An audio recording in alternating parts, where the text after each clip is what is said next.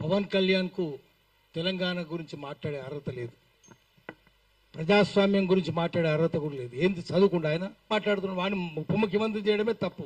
ముఖ్యమంత్రి కూడా అట్లాంటి వాడే. ఇప్పుడు ఎన్టీ రామారావు బొమ్మ పెడుతుండ్రు. ముఖ్యమంత్రి ఎవరు?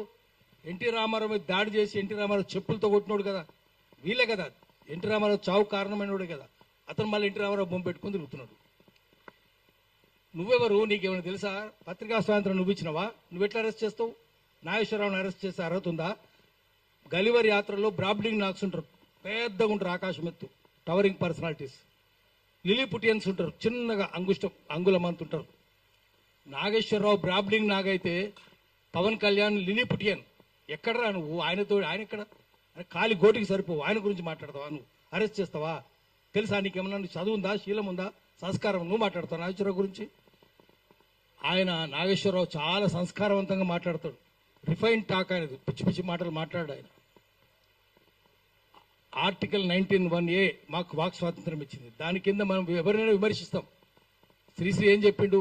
మేమీ ప్రైవేట్ జీవితాలు మేమీ సొంతం, పబ్లిక్గా ఉంటే ఏమైనా అంటాం. నువ్వు రాజకీయాలు ఉంటే అంటాం, నువ్వు సినిమాలు ఉంటే అనం. సినిమాలు ఉంటే నువ్వు ఎంతమందిని 5 పెళ్లి చేసుకున్నావు? నీ భార్య కూడా విదేశేస్త్రాలే కదా. నువ్వు ఆమెనేమో ఇటాలియన్ అంటావు, నువ్వేమో మళ్ళీ విదేశేస్త్రాలనే చేసుకుంటాడు. బీజేపీలు అదే కదా. మరి 5 పెళ్లి చేసుకుంటే సిగ్గు శరం ఉందా నీకు? నువ్వు మాట్లాడతావు ఆ సంస్కారం గురించి?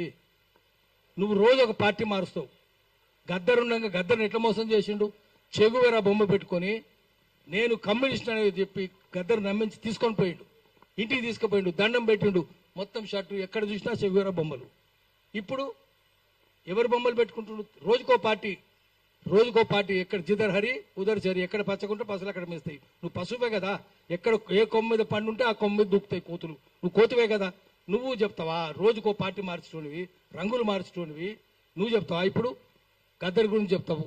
గద్దర్ మోసం చేయలేడు, చెగువేరా బొమ్మలు పెట్టుకోలేవిడు. పెట్టుకొని ఇప్పుడు ఏం చేస్తున్నాడు? ఎన్టీ రామారావు బొమ్మలు పెట్టుకుంటున్నాడు, రోజుకో కథ పడుతున్నాడు, చంద్రబాబు బొమ్మలు పెట్టుకుంటున్నావు. మరి మనం ఏమనాలంటే, నువ్వు ఉన్నది ఉన్నట్టు చెప్తే 2-4 గంటలు జైలు నోళ్ళు తెరుస్తాయి, గుండ్రాలు విసురుతారు అన్నాడు. నాగేశ్వరరావు ఏం చెప్తున్నాడు? ఆయన పాపం అమాయకంగా 2-4 గంటలు అంటే నేను జైలు పెడతామంటున్నాడు, అరెస్ట్ చేస్తామంటున్నాడు.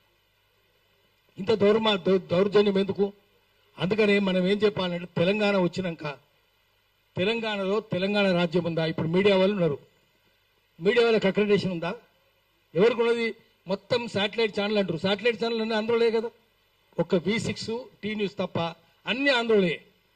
మరి ఆంధ్రలకే అక్రెడిటేషన్లు ఉన్నాయి. ఇప్పుడు అక్రెడిటేషన్ పాలసీ చూసుకుందాం, మొత్తం ఆంధ్రలకే. సోయిందా? వాడు ఎవడు కమిషనరు? సోయి లేదు. మంత్రి ఎవడు? వాడిని సోయి లేదు.